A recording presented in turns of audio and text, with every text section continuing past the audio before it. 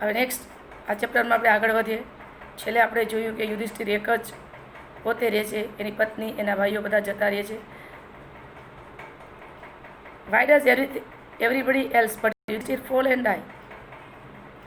A dog had been following Pandavas since બેટા સમય બિંદુ બતાવે. They left Hastinapur.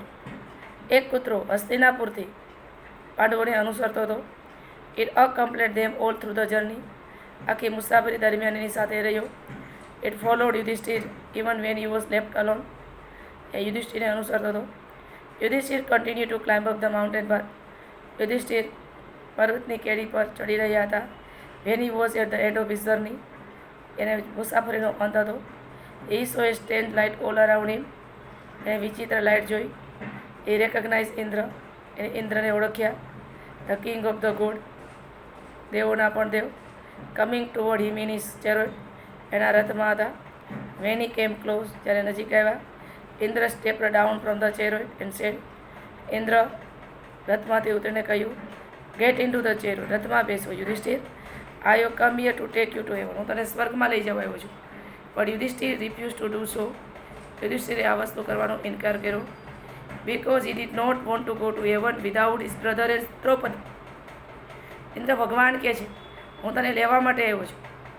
તો યુધિષ્ઠિર રિફ્યુઝ, ના પાડી, મારી પત્ની અને મારા ભાઈઓ વગર હું સ્વર્ગમાં નહીં આવું.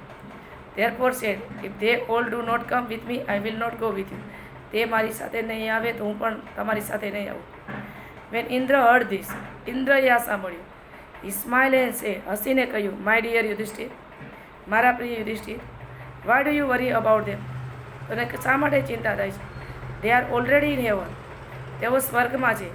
You alone will be allowed to enter heaven with your living body, તારે તારા લિવિંગ બોડી શરીર સાથે સ્વર્ગમાં આવવાનું છે.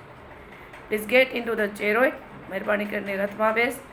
Van Yudhishthir was about to take this seat in the chariot, જ્યારે યુધિષ્ઠિર રથમાં એની સીટ લઈ રહ્યો હતો, he saw the dog following him, એક કૂતરો એને અનુસરતો હતો.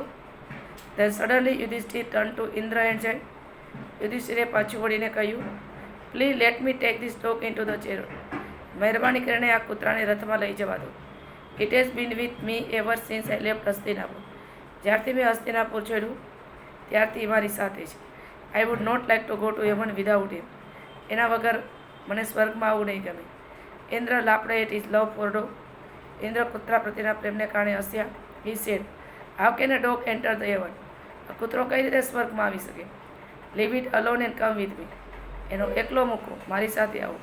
Yudhishthir, however remain unmoved, Yudhishthir પોતે દ્રઢ હતા, ચલિત નથી. અનમૂવ્ડ એટલે ફર્મ, દઢ નિશ્ચય કરો. ઈસુ કી ઝેડ એન્ડ સેડ, એણે એનું માથું ઓલાવીને કહ્યું, માય લોર્ડ, મારા ભગવાન, I can not do that, હું એમ ન કરી શકું. This dog has shared all my trouble so far, આ કૂતરાએ અત્યાર સુધી ટ્રબલ, મારી મુશ્કેલીઓ છે એના ભાગ પાડ્યા. આ કૂતરો મારા સુખ દુઃખનો સાથીદાર છે. બધા સુખ દુઃખમાં સાથ આપી સાચા મિત્રો કે સાચા વ્યક્તિઓ આપણા પરિવારના. He has been faithful to me, એ મારી પ્રત્યે વફાદાર રહ્યો છે. I can not leave him behind, હું એ પાછળ નહીં મૂકી શકું. ઇફ આઈ ડુ સો, જો હું એમ કરું, all the good I have done so far will be destroy, મેં અત્યાર સુધી જે કર્યું એ બધો નાશ પામશે.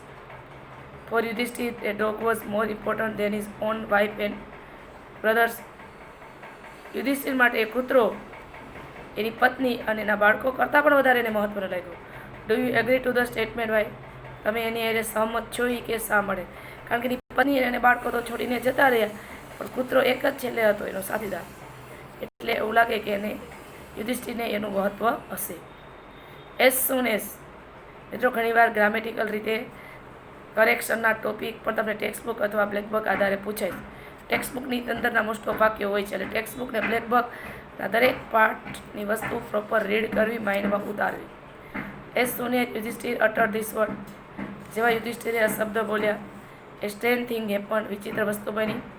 The dog standing beside Yudhishthir took the shape of his father, કૂતરો જે ઊભો હતો એ એના ફાધરનું સ્વરૂપ ધારણ કર્યું. એ એડ્રેસ યુધિષ્ઠિર, યુધિષ્ઠિરને કહ્યું, માય સન, મારા દીકરા, I am proud of you, મને તારા માટે ગૌરવ છે. You have always observe dharma in your life, તો હંમેશા તારી જિંદગીમાં તું ધર્મને અનુસર્યો છે. Even today you are observe it, આજે પણ તું અનુસરે છે. It was a kind of a test and you have been successful. આ એક પ્રકારનો ટેસ્ટ છે, પરીક્ષા છે, એમાં તું સફળ થયો છે. મારા દીકરા કીધું એમ. એટલે એના ફાધર હતા, કૂતરાનું સ્વરૂપ લઈ અને એની પરીક્ષા લેવા આવ્યા હતા. Go with Indra to the heaven, you deserve it. Deserve એટલે લાઈફ.